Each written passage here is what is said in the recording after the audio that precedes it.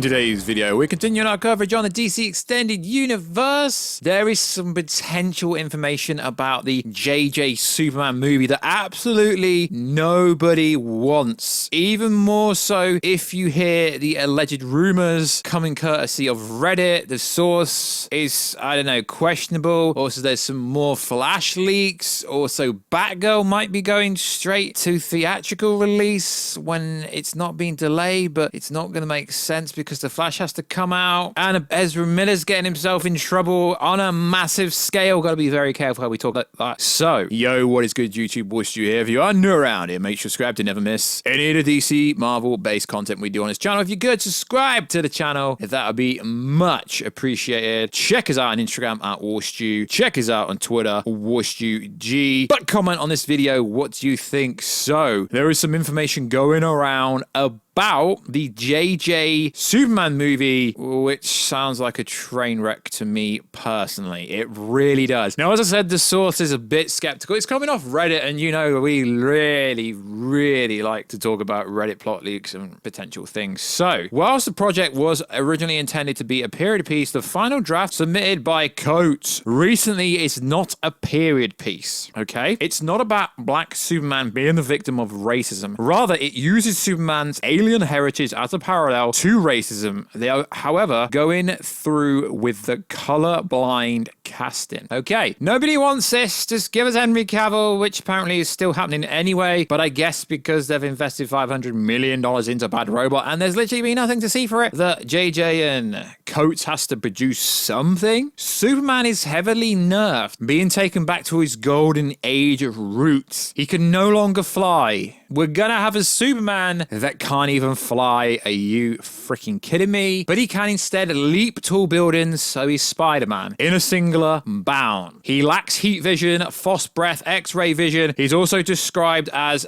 a moving Mach 7, so he pretty much isn't Superman. Interesting. They do have descriptions of the characters in the script which gives away their races. Lois Lane is being written apparently as a Asian actress in mind. Perry White, an African American. Jimmy Olsen is described as a freckled redhead. No race bending with Jimmy. Okay, this sounds like a freaking train wreck. The film is currently utilizing the Gold Age version of the Ultra as the main antagonistic, although this may change. At no point in the story does he use gorilla body. Albino gorilla body. The script clocks in at 165 pages. This may be due to the fact the film is being written as an award contender. Rather than a regular superhero film, it portrays Superman as the champion oppressed. The government hates him, but the people love him. Okay, the film is a love letter to Jerry and Joe, original comic book writers. It also has a dedicated section to them. P.A. Kent's character is based off Jerry Siegel, and originally has a dedicated a lot of writers such as Jack Kirby, etc. Oh my god, this sounds awful. It really, what are they doing? Like, seriously. David Zaslav, get your boys in, sort it out, scrap this. Just give us Man of Steel 2 with Kara Zor-El and Kal-El, take on Brainiac. Literally, most DC fans could write a better script than this. Like, bro, what is going on here? What is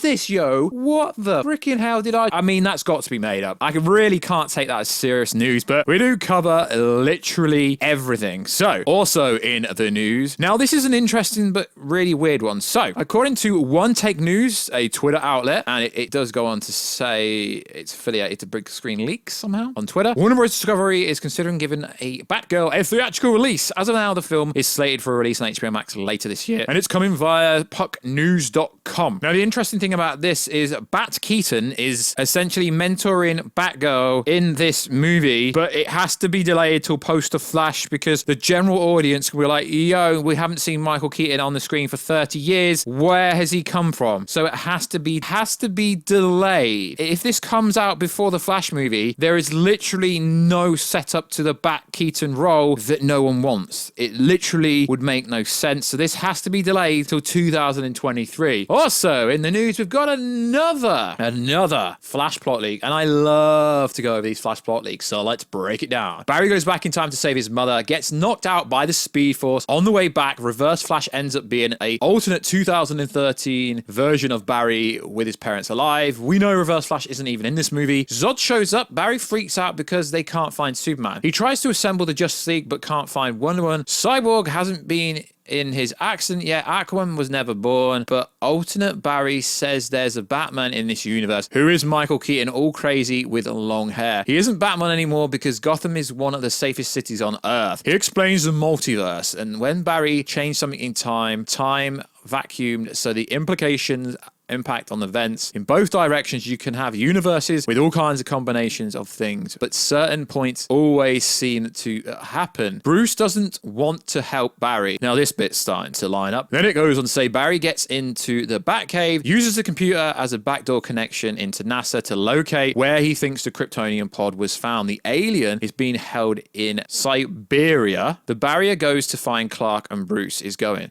They fly in the Batwing. At the Siberian base, they find it isn't Clark. It's Kara. She's super weak. After they get her out, she says Kal-El's cousin was sent after him, but the pods were separated. She doesn't know where he is. They end up in the desert to fight Zod, who says they found Kal-El's pod and he was murdered as an infant. They learn the codex was hidden away with Kara. Fight happens with Supergirl, Batman die. The two Barrys go back in time to try and save them, but Supergirl and Batman die again. Main Barry thinks this is one of the points that has to happen, but alternate Barry becomes obsessed with saving Supergirl, getting more and more injured as he keeps going back in time fighting the Kryptonians. Barry tries to convince alternate Barry sometimes they need to let things go. Essentially, eventually a way of future Barry, alternate Barry, the reverse Flash we've seen, shows up. He's been doing this for years, trying different permutations, seeing the universes collapse as he tries to save them. In a visual representation of the Speed Force, Christopher Reed, Adam West, and Linda Carter, but Reverse Flash has realized that in common thread is Barry. If he dies, things can change. Reverse Flash tries to stab him, but alternate Barry jumps in the way. This causes a paradox and Reverse Flash vanishes as alternate Barry dies in Barry's arms. To fix the damage, Barry undergoes the time change he'd made to save his mother, then goes back into the apartment where Iris left a note from the last scene they had. Barry goes back to his dad's court hearing the next day, which was assembled at the being a pointless as video evidence dealing with this didn't show his face, but due to the new advancements from Wayne Enterprises, they can see his face, and Barry's dad is exonerated. They celebrate outside, and Affleck's car pulls up. Barry